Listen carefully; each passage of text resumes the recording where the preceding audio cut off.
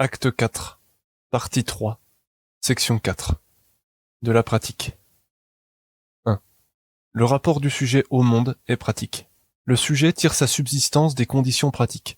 Le rapport qu'il entretient au monde est donc un rapport proprement pratique. Autrement dit, le sujet tient sa survie de la satisfaction des conditions pratiques auxquelles il est assujetti. Il ne parvient donc à porter son esprit sur aucune autre idée que celle de ses nécessités pratiques. Il ne peut guère se porter au-delà de cette seule considération. Autrement dit, fondamentalement, pour un sujet, tout est une question de pratique. L'éthique étant abstraite, l'idée de son souci peine à germer dans l'esprit du sujet. Et comme celle de la pratique est concrète, le sujet substitue entièrement l'une à l'autre. Il se crée alors deux vices. Ou bien le sujet substitue toute l'éthique à l'intérêt pratique et se prostitue entièrement à tout ce qui peut lui apporter un quelconque intérêt, ou bien il choisit d'oublier entièrement l'intérêt pratique pour sombrer dans une abstraction éthique n'ayant plus aucun lien avec le réel. C'est ainsi que les uns développent une éthique de la prostitution, qui n'a de morale que l'intérêt du moment et qui sont prêts à toutes les bassesses et tous les sophismes pour légitimer ce qui leur apporte quelque chose, tandis que les autres, aveuglés par une morale pure, ne se bornent plus qu'au prêche d'une morale impossible et sacrifient le monde sur l'autel d'une morale chimérique. Citation. Comment expliquer que les hommes se laissent encore mener par des préjugés ? Il en va ainsi parce qu'ils n'ont pas le courage de mettre en pratique les vérités qu'ils aperçoivent. Ils n'ont pas l'audace d'être sages, la lutte pour la vie absorbe trop complètement la plupart des hommes pour leur laisser la force de lutter contre l'erreur. D'autres, qui sont affranchis du joug des besoins, préfèrent délibérément le crépuscule de concepts obscurs parce qu'ils aiment à vivre d'illusions. Schiller, Lettre sur l'éducation esthétique de l'homme, 8e lettre. 2. L'éthique est la réflexion d'un sujet sur les bonnes modalités de son essence. Comme l'éthique est la réflexion d'un sujet sur les modalités de son essence, l'éthique n'est pas simplement une réflexion sur la façon d'être, c'est la réflexion sur la bonne façon d'être. Aussi, toute manière d'être peut être appelée éthique, mais on comprend bien que, lorsque nous parlons de ce qui est éthique, nous ne parlons pas simplement de ce qui est, mais de ce qui est véritablement bien. En d'autres termes, l'éthique témoigne toujours d'une prétention à la vérité. Elle exprime la manière d'être qui est véritablement bonne, non pas uniquement en termes pratiques, mais également en termes de vérité. Bien que ce sujet soit bien plus vaste, nous pouvons résumer l'éthique par cette question. Quelle est la bonne vie ? Autrement dit, l'éthique ne se demande pas simplement comment vivre, mais comment bien vivre, et elle comprend qu'elle ne peut bien vivre que dans la vérité. 3. Le sujet a une représentation pratique du monde. En tant que le rapport d'un sujet au monde est toujours pratique et que les concepts d'un sujet déterminent ses représentations, que la mesure du corps d'un sujet est celle de son idée, que le rapport d'un sujet est égoïste et que l'intérêt est le motif de l'action d'un sujet, il est clair que le sujet n'attribue de la valeur aux objets que selon la manière dont ceux-ci lui sont profitables ou non. Ce qui lui est utile sera bon, et ce qui lui est nuisible sera mauvais. Autrement dit, en tant que le rapport au monde est fondamentalement un rapport sensible, le sujet détermine la valeur des objets relativement à l'échelle de sa sensibilité. Comme nous l'avons déjà dit, toutes les idées du sujet sont des modalités des idées produites d'affections sensibles, ce qui revient à dire que le sujet part de lui pour comprendre toute chose. Même les principes moraux sont, au fond, des extensions de ses intérêts pratiques, qui ne cachent rien, sinon le calcul d'une intelligence motivée par l'intérêt égoïste. Ainsi, les idées d'un sujet sont déterminées par ses affections sensibles dont il étend la portée à des réflexions abstraites. C'est pourquoi toutes ces idées sont déterminées par le rapport sensible qu'il a au monde. C'est également pourquoi il a l'habitude de définir ce qui est éthique et moral selon ce qui lui paraît le plus utile. En clair, le sujet se représente le monde d'un point de vue pratique. Ce qui ne se rapporte pas à cette pratique sera si difficile à comprendre pour lui que c'est comme s'il était absurde. Remarque.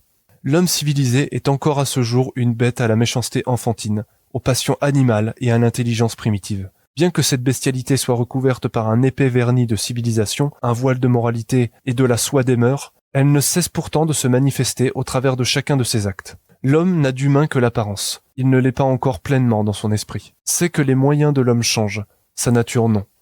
C'est pourquoi l'homme reproduit les travers de sa bestialité primordiale dans tous les domaines où il porte sa pratique. Mais cette bestialité est cette fois drapée de la force, du faste et de l'élégance de ce qu'il appelle alors civilisation. Le sujet est tant déterminé par ses propres raisons qu'il ne prend jamais le temps de s'interroger sur la valeur de ces raisons. Aussi serait-il étonné de voir combien peu de valeur ont ces plus grands principes. L'homme est un animal en costume, et il croit que ces quelques pièces de soie suffisent à lui donner la morale et la vertu. Elles ne font en réalité que lui en donner les atours. Et quand on le questionne, on est frappé de voir à quel degré de grossièreté il se trouve. C'est à peine s'il est plus vertueux qu'un enfant. Ainsi, les beaux principes, le faste de l'intelligence vaine, de la richesse, des titres, de la gloire et de la morale, tout cela n'est rien sinon des moyens pour séduire autrui à l'idée que nous voulons qu'il se fasse de nous. Mais si celui qui use de tout cela manifeste de la plus profonde médiocrité, celui qui se laisse séduire par cela en manifeste d'autant plus. Il est de notre avis que personne n'est dupe, mais comme chacun en fait de même, tout le monde se tait. Car mettre en lumière les vices de l'autre serait mettre en lumière les nôtres propres. La communauté humaine n'est donc le règne que d'une extension plus subtile de la loi du plus fort et de l'intérêt égoïste. Quand il y a des tensions entre deux individus, les deux imposent leur présence à l'autre afin de l'intimider pour le dissuader de venir au plus près. Exactement comme des animaux. Il ne reste plus à l'autre, ou bien d'être ridicule et reculé, ou bien d'affirmer sa valeur et se battre. La vertu sans témoin nous apparaît toujours inutile. L'homme ne pratique la vertu que comme un acteur sur une scène, que ce soit sous l'œil des hommes ou l'œil de Dieu. On appelle code d'honneur ce qui n'est la traduction que de nos passions et de nos emportements. Aussi, les beaux habits, rendre à chacun son dû, le respect de la parole donnée, le sens de la famille ou de l'amitié, et bien d'autres choses encore, tout cela n'est que pour déguiser le règne du vice généralisé. Comme de ces criminels qui, tout en donnant licence à tous leurs crimes, ont l'audace de s'appeler encore des hommes d'honneur. Mais ce code d'honneur n'est pas moral, il n'est qu'un moyen utile de normaliser des pratiques violentes. C'est pourquoi ce code est toujours très utile aux sociétés barbares et primitives. 4. La nécessité de la pratique fait délaisser l'éthique. La terrible lutte du quotidien, ajoutée aux nombreuses épreuves de sa vie, rendent l'homme insensible. S'il veut survivre dans un monde si froid, il doit se draper d'un voile d'insensibilité. Or, insensible, il ne l'est pas. Et malgré tout ce qu'il peut faire et dire afin de s'en convaincre, il ne peut que sentir le reproche de son cœur face à la pratique d'un vice qu'il désapprouve. C'est même se préoccuper de ce qui est éthique qui est considéré comme inutile, car c'est desservir son intérêt que de réfléchir à ce qui est juste, ce qui est le plus pratique et de profiter de ce qui est utile. C'est pourquoi le sujet ne s'occupe pas de ce qui est juste, il ne s'occupe que de ce qui est pratique. Bien qu'il déplorera le vice d'une situation, il dira « Ce n'est pas moi qui en suis responsable. Certes, cela est injuste, mais que puis-je y faire? Je ne vais pas sacrifier mon intérêt dans la quête impossible de changer une situation qui était là avant moi et qui sera là après. » L'homme est tiraillé entre l'éthique et la pratique. Hélas, c'est bien le plus terrible que ceux qui réussissent ne le peuvent que par le vice et que la survie soit au prix de la vertu. Mais vivre, ce n'est pas seulement survivre. Et comme le sujet n'a jamais rien connu d'autre que l'intérêt purement pragmatique, il peine à comprendre la nécessité de la vertu et de l'éthique. Il dira « Mais à quoi bon? Cela ne sert à rien. » Il a toutes les peines du monde à comprendre qu'il y a quelque chose de plus important que la survie. D'une manière qu'il est difficile à expliquer, particulièrement à lui qui ne parvient pas à comprendre ce langage, il est clair que si la survie n'est étayée par la morale et la vérité, elle n'est rien qu'une constante aliénation de soi où l'on perd chaque jour un peu plus de nous-mêmes jusqu'à n'être plus rien. Le sujet est en vie, oui, mais dans quel état? Sans lueur, sans sourire, entièrement froid et insensible, sans amis, sans famille, sans amour, sans pitié pour rien, il est déjà mort. Il n'est rien de plus qu'une coquille vide qui se traîne à la surface du monde à la recherche de quelque chose qu'il ignore. Il ne produit rien que l'alimentation de sa propre vie dont, depuis longtemps déjà, il a perdu l'objectif et le sens. Autant dire, il n'est plus qu'une sorte de mort-vivant. Il semble que le commun croit que l'on ne peut être grand qu'en écrasant les autres. C'est pourquoi on croit souvent, chez ceux qui sont grands, des individus imbus de leur vaine gloire, prendre de haut leurs interlocuteurs et le regard plein de haine pour ceux qui leur sont inférieurs. Ils ne comprennent pas que la grandeur ne se trouve pas dans les riches ornements des palais et des salons, ni dans celui des médailles et des décorations, ni dans celui des beaux habits et des riches possessions, ni même dans celui de l'intelligence, de la carrière, de la position sociale, ou toute autre chose de ce genre. Ils ne comprennent pas que la véritable grandeur se trouve paradoxalement à l'échelle la plus petite, celle à laquelle tout le monde a accès et qui rend d'autant plus coupable celui qui ne s'y trouve pas. Bien sûr, il est nécessaire d'affirmer son pouvoir pour se faire respecter, mais il s'en faut de loin que le respect des hommes s'acquiert par l'éthique. Celui qui, au plus haut degré du prestige, se montre vil et méchant, celui-là est inférieur au plus petit de son peuple qui, modeste et humble, cultive la sagesse dans le secret de son cœur. Citation. Le bien et le mal n'existent pas pour eux. Il n'y a que ce qui est grand et ce qui ne l'est pas.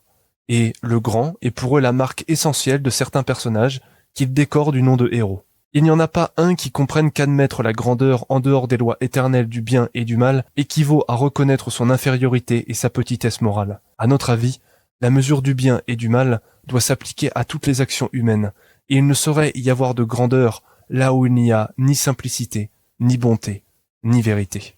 Tolstoï, Guerre et paix, 3e partie, chapitre 5, scène 17. Remarque. La vérité n'est pas requise pour profiter des fruits de cette vie. On peut tout à fait vivre dans le monde sans connaître l'essence des choses, sans connaître la vérité, et nombreux sont ceux qui y vivent heureusement en s'en passant allègrement. Seul compte la mémoire des phénomènes qui permet de passer pour grands savants auprès des foules et des assemblées académiques. Par exemple, un escroc n'a pas besoin de connaître l'essence du droit pour l'utiliser à son profit, mais seulement de connaître les combinaisons du droit propres à satisfaire ses intérêts. De même, il n'est pas requis de connaître l'essence du bien pour être respectable et avoir une bonne réputation. Mais, comme le vieux Céphale, un tel individu aura en réalité passé sa vie dans une apparence de vertu. Les gens du monde sont ainsi. Ils ne cherchent pas la connaissance des choses, mais seulement les usages des choses propres à satisfaire leurs intérêts immédiats. Il suit de cela qu'ils passent leur vie relativement heureux, prospères, connus et aimés. Mais, dans le vrai, ça, ils n'y sont jamais. 5. L'éthique n'est pas pragmatique. En tant que la vérité ne détermine pas l'éthique, que le besoin éthique va plus loin que ce qui est, il suit de cela que l'éthique ne se borne pas simplement à ce qui est effectif. C'est pourquoi nous avons dit que l'éthique n'est pas simplement un descriptif de ce qui est, mais elle est une réflexion sur ce qui pourrait être ou sur ce qui doit être. Et c'est également pourquoi l'éthique n'est pas un simple miroir de l'ordre du monde. Cependant, il est clair que, même si une éthique sans vérité ne pourrait être bonne en aucune façon, elle ne saurait être qu'un pur pragmatisme. L'éthique n'est aucunement pragmatique dans le sens que l'entend le commun. Bien au contraire, elle se complexifie la tâche pour trouver, au travers de la fatalité de la nécessité, des solutions plus respectueuses des vœux de son espèce. Aussi, demander à l'éthique de rendre compte de son activité en demandant « à quoi sert-elle ?», c'est la formuler la question d'une telle manière que l'éthique ne peut répondre sans paraître ridicule. Par exemple, à la question de savoir si la justice profite plus que l'injustice, c'est là une question ou bien impossible ou bien absurde. La raison en est que cette question ne se pose que dans les termes de l'injustice. Ainsi, nul individu ne pourra être convaincu par l'argument que la justice vaut mieux que l'injustice. Pour s'en convaincre, il faut dépasser l'état d'esprit marchand qui ne détermine la valeur d'une chose que par les profits qu'elle octroie. L'éthique va au-delà de ce qui est utile. Certes est-elle utile et pratique, mais pas dans le sens que le commun entend par ces mots.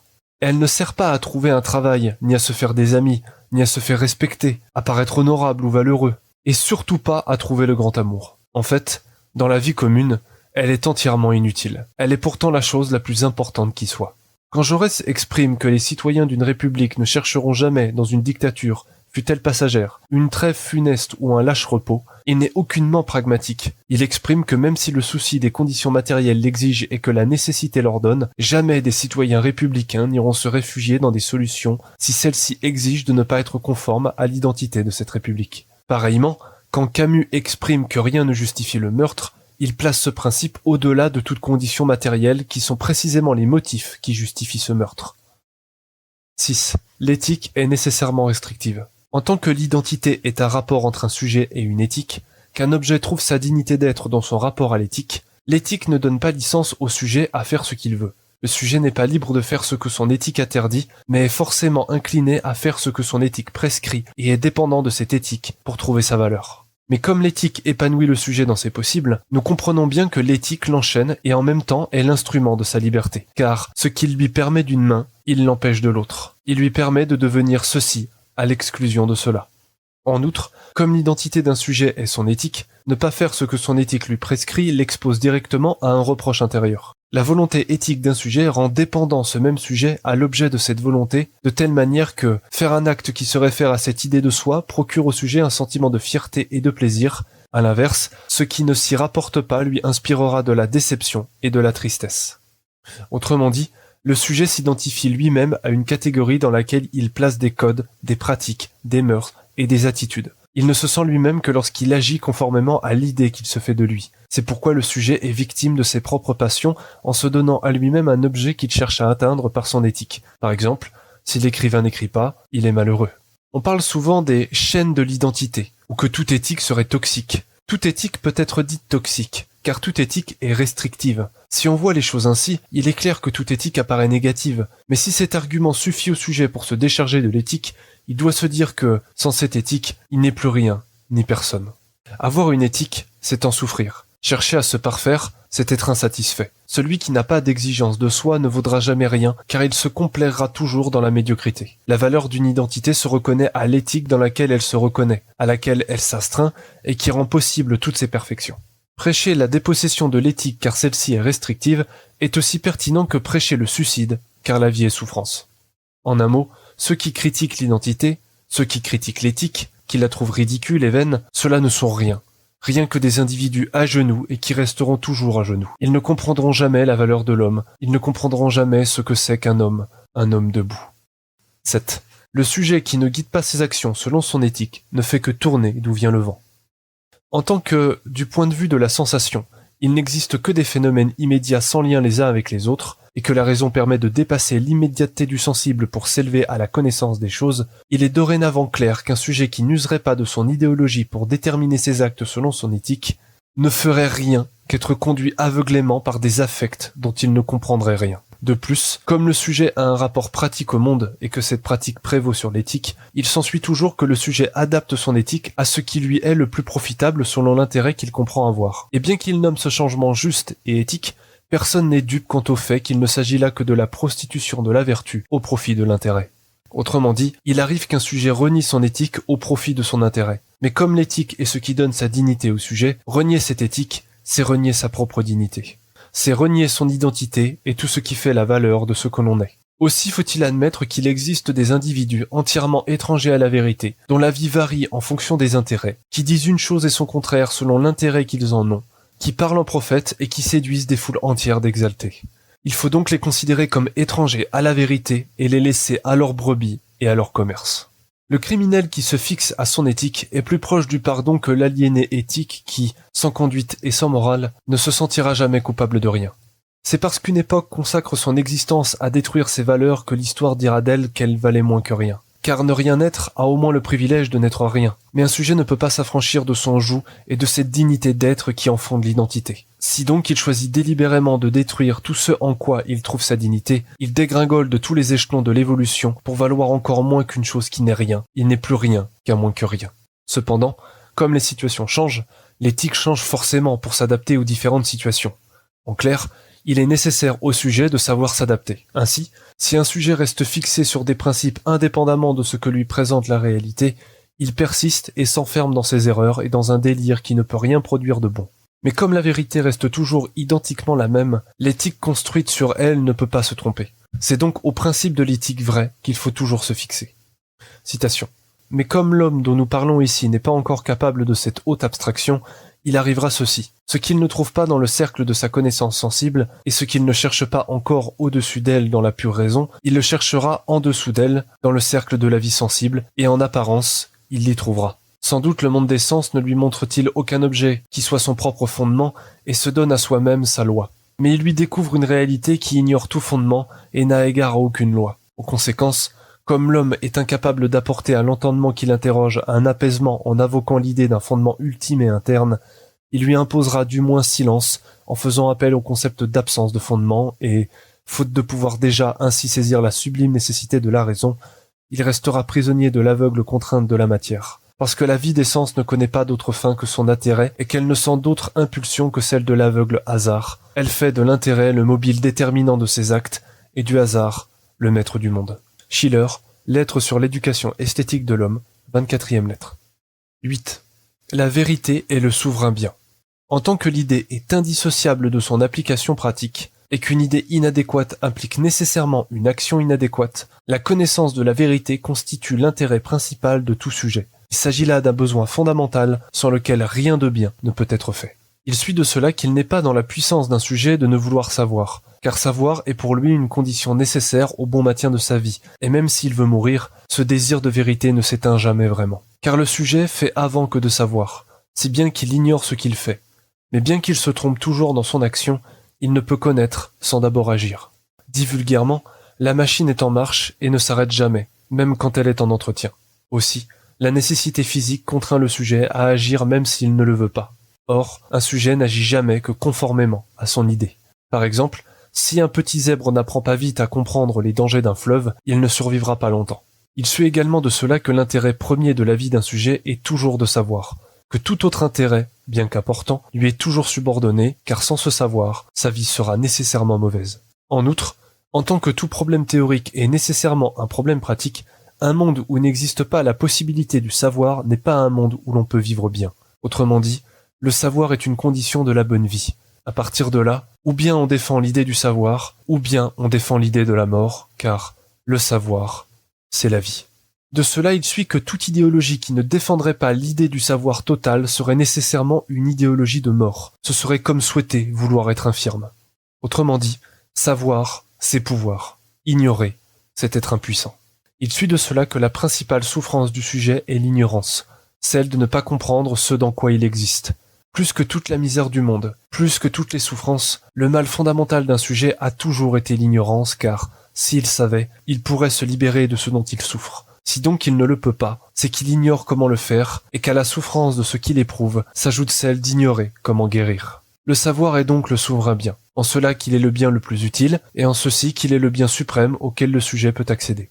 De tout cela, il s'ensuit que la vérité est la plus première et plus importante des nécessités, et que toute autre préoccupation, bien qu'importante, lui est secondaire. Celui qui préfère se préoccuper d'autre chose que la vérité est non seulement dans l'erreur, mais fait ce qui lui est le moins utile. Aussi, pour un sujet, tout objet doit avoir comme finalité la vérité, autrement, il est inutile.